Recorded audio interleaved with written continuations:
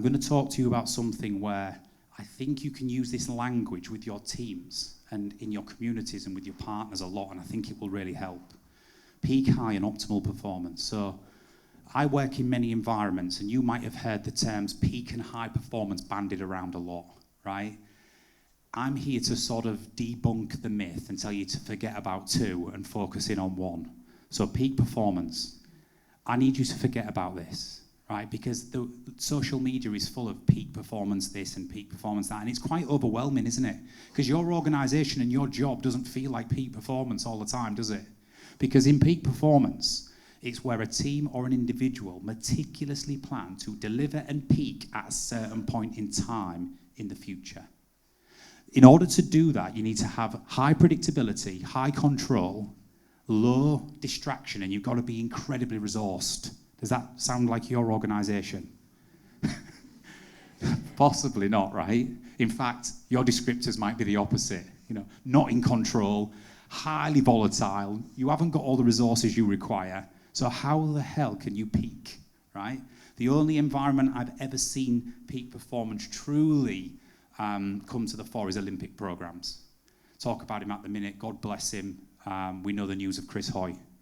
But Chris Hoy, for 4 years running up to 2012, was on a strict program to perform at his peak at 3:30 on the 26th of July, 2012, for 11 laps.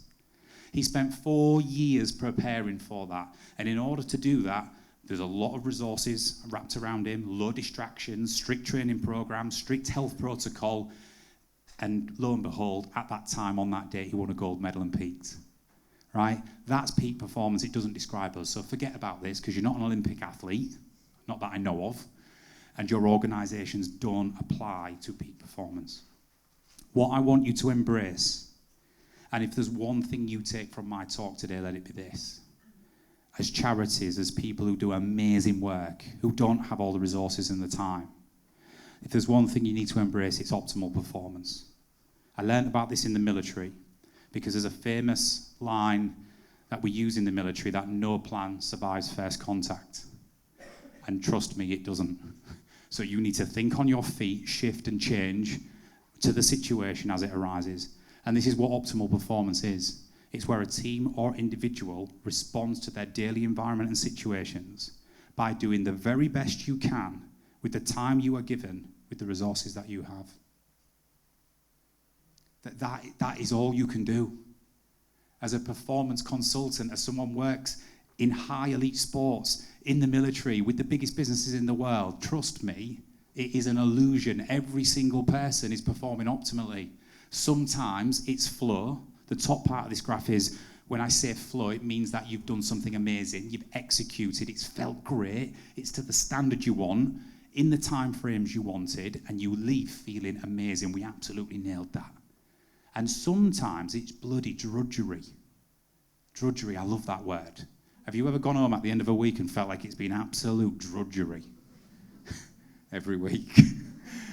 Drudgery, where you think, oh my God, I'm never going to get there. We're papering over the cracks, right? We're just trying to deal with fires fire. Just trying to put fires out as they're arising. We're just trying to get through the day, right? That's okay, and guess what? Everybody experiences this. It is normal. Flow and drudgery is a normal week, and optimal performance states that you are not going backwards if you're in drudgery. You are not failing because of this. If you flip optimal performance up on its angle, it's the same model, and you put that flag on the hill at the top. And do you know what I mean by flag on the hill? All organizations have to have a mission or a goal. That has to be your holy grail, your flag on the hill, right? Mission-based leadership in the military was built on the fact that the end game was defined very, very clearly. Otherwise, there was no mission. The flag on the hill has to be there. And if you form a habit of performing optimally over a sustained period of time, you will end up getting there, and that will result in high performance. High performance is the byproduct of continuous optimal performance. I'll say that again because it is so important. High performance is the byproduct, it's the result of forming a habit of continual optimal performance, which, guess what? It means you've got to enjoy the flow moments and reward and recognize people for them. That's a big leadership lesson. Sometimes we come down on underperformance, or we pick out what's not going right, and we miss the opportunity to recognize those flow moments. And then the best organizations and leaders drive a recognition culture. But if you flip it up, what I'm asking you to do going forward, because this will resonate with you and it will give you hope, is you have got to form a habit of optimal performance, which means as leaders and influencers in this room, you've got to get bloody good at drudgery. You've got to come alive in drudgery. People don't need you in flow. People don't need you in flow. Get over yourselves, right? They don't. When we're in flow as an organisation, it's easy, isn't it? We can lead in a dinner suit, right? It's so easy. In drudgery, you have to roll those sleeves up, you have to stand up, and you have to lead in drudgery. You have to come alive, which means it's going to involve a bit of challenge state, maybe threat state. It's going to feel uncomfortable. The chimp's going to feel uncomfortable, right? Your duration path outcome's going to say, no, take the low road, don't take the high road. Come on, this is not worth it. And all of a sudden, we're not going to resolve the issue. Just like I gave you the high-low road option in your personal life, let me give you an organisational one. A customer or an employee has got an issue, right? It's not a good one. The low road option is you can send an email, cover it off in a couple of lines, hide behind your keyboard, don't get involved in the conflict, right? Just send an email. The high road is pick up the phone these days. Or knock on the door and go and have a conversation. Because your brain doesn't want to do that because it goes, oh my God, you might get into an argument and this person's difficult, and what if it feels uncomfortable, and what if you get confronted, and what if? So you'll send the email every single time, right? I want you to pick up that phone, or I want you to knock on that door and go and speak to somebody. Because optimal performance occurs when we get bloody good in drudgery.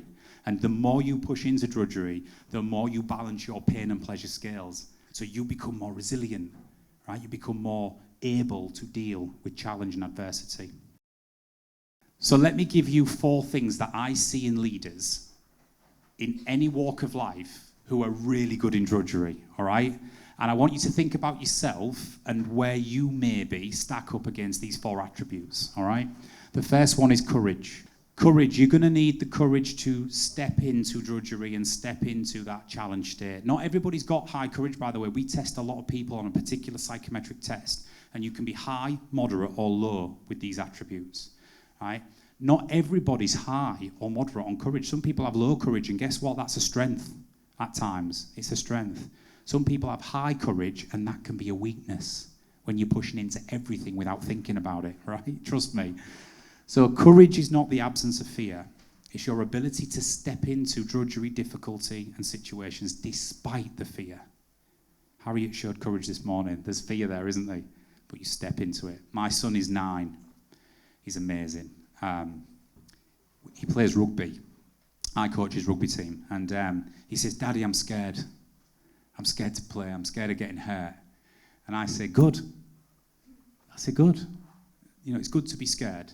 I said, if you wasn't scared, you wouldn't have courage. I said, but the fact you get on that field, despite being scared, shows you that you're demonstrating courage. So don't worry about being scared. Be scared every single time. So you should be. I said, Daddy gets scared when he goes and speaks to people. I still do today. I've done it for 20 years. I still get nervous. I said to you this morning. Courage is not the absence of fear. People think it is. It's your ability to step into difficulty despite it. And if you have low to moderate courage, don't worry. That will serve you well in many situations. You will be a very balanced, risk-averse person, right? But I'm asking you to step in, especially when it involves drudgery, right? Especially when you need to step into that challenge or threat. So once we're in, what else do we see in people who get really good in times of drudgery with their teams? Durability. Durability is your ability to endure that discomfort and that situation for a sustained period of time, despite your brain going, get the hell out of here. This is bad. End of the conversation. Avoid it, right? Durability is you going, no, I'm going to stay in this. I've had the courage to step in. I am going to see it through. That is an incredibly important point. As a leader, a good leader in drudgery, you've got to see it through, as uncomfortable as it may be. All right? You've got to see it through. The third one is resilience. Now, resilience, when you traditionally think of resilience, I bet you think of toughness, grit, determination, things like that. Let me just completely change your perception of resilience, because it's an attribute that is different to durability that we just explained there. Resilience is your ability to return to your baseline emotional and mental state after a triumphant or adverse situation. It's not just about challenges. It's actually returning to your emotional baseline and mental state after something that is euphoric or challenging and difficult. So if this is your baseline here, look, hopefully you can see at the back, but if this is your baseline state, your neutral state from earlier on, glass of wine, walking the dog, chilling, and this up here is triumph, and this here is adversity and challenge. So challenge state, if you piece this together, challenge state says we're going to go up there and achieve something. Threat state says avoid the disaster. Your baseline state is here. If you've got high resilience, if you come off that baseline, so you come in the morning, you get the shitty email, excuse my French, but you get the email, all of a sudden your chimp becomes compromised, you will come off your baseline, your fight or flight will flood the brain, you'll come off your baseline and you'll be compromised and you'll feel like you have to take that challenge threat state crossroads. If you've got high resilience, you will deal with that and return to your baseline very quickly. You'll return to your baseline quickly. If any of you in this room say, I deal with it and I don't even give it a second thought 5 minutes later, doesn't spoil my day, and I can compartmentalise and crack on, then you've got high resilience. If you're like me, because I've got low resilience, if you come off your baseline and now you are pissed off, right? And then every single little thing that day is now irritating you because you can't get back to baseline quick enough, then you could have low to moderate resilience. And it's same goes for triumph. If you achieve something amazing, I like to dine out on it for about 3 days. My wife says, shut up, get on with it, right? Yeah, but you should have seen it, it was amazing, right? Because I've got low resilience. I sort of don't get back to baseline. The best sport, by the way, a little insight into sport, the best sports managers and leaders I've worked with are amazing at getting the team back to baseline. They win a premiership, they win a Tour de France, they win something. Have your moment, celebrate it, because tomorrow we get back to work. It's an amazing thing to see. But coming back to this, if you're high on resilience, like an elastic band, if I stretch an elastic band out wide and I let go, it will go back to its original form because it's got high resilience. If I squeeze putty in my hand really tight and let go, it will not go back to its shape because it's got low resilience. Your brain is the same. Some of us have the ability to get back. Some of us don't even come off the baseline very far. Some of us are that laid back. There's a fire burning everywhere, that's twice. There's absolute chaos going on everywhere, and you're going, nothing to see, everything's fine, don't overreact. Because your resilience is so high, you don't even come off, right? That's a problem, by the way. Because it needs putting out, all right? But, so this is the great thing about our work on attributes is, just because you're high on something doesn't mean it's good. There's a pro and a con to that, right? Those people who downplay problems with high resilience drive you crazy. Because you're thinking, look, stop ignoring the problem. And the people who catastrophize situations and make mountains out of molehills, they're also a problem, right? So you will be low, high, or moderate on resilience. Now, what I'm asking you to do on this is think about courage is the ability to step into, to drudgery. Durability is to say stay in it despite it feeling really uncomfortable. Resilience is when you come away afterwards and you go home for the evening, don't lose sleep over it. If you've got low resilience like me, you can dwell on it, you can think about it, you can unpick it in your head, and then it becomes something it's not. If you've got high resilience, you very easily turn the light off, go to sleep, not a care in the world. Some of us are not built like that. So you need some coping mechanisms to get back to your baseline.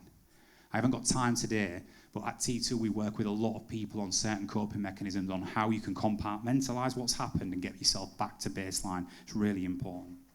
And the final one is persistence. You wake up the next morning, you had the courage to go and have the conversation, you had the durability to stay in it, you got back to your baseline last night and actually had some sleep.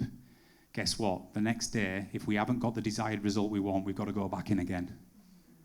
We've got to go back again and have that conversation.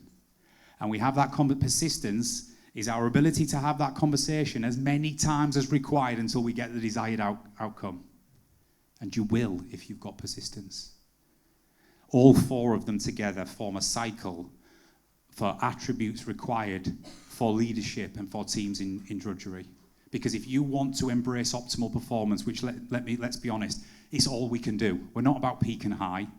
Peak is unachievable, high is the byproduct. If we want to form habits of balancing pain and pleasure and get in an organisation that is bloody good in drudgery, you've got to lead it. And you've got to show courage to step in. You've absolutely got to show durability to stay in. You've got to show resilience to not dwell on it, and persistence to keep pushing until you get the outcome. And that's in all walks of life. And you might be sat there thinking, I'm banging my head against a brick wall with many things, and I feel like giving up. Don't. Because we're all in the same cycle in any organisation. And so optimal performance is what I want you to take away from this talk. And I don't know if some of you have heard this, but I'm going to finish with just a tiny little story for 1 minute. 1 minute, I've got 1 minute.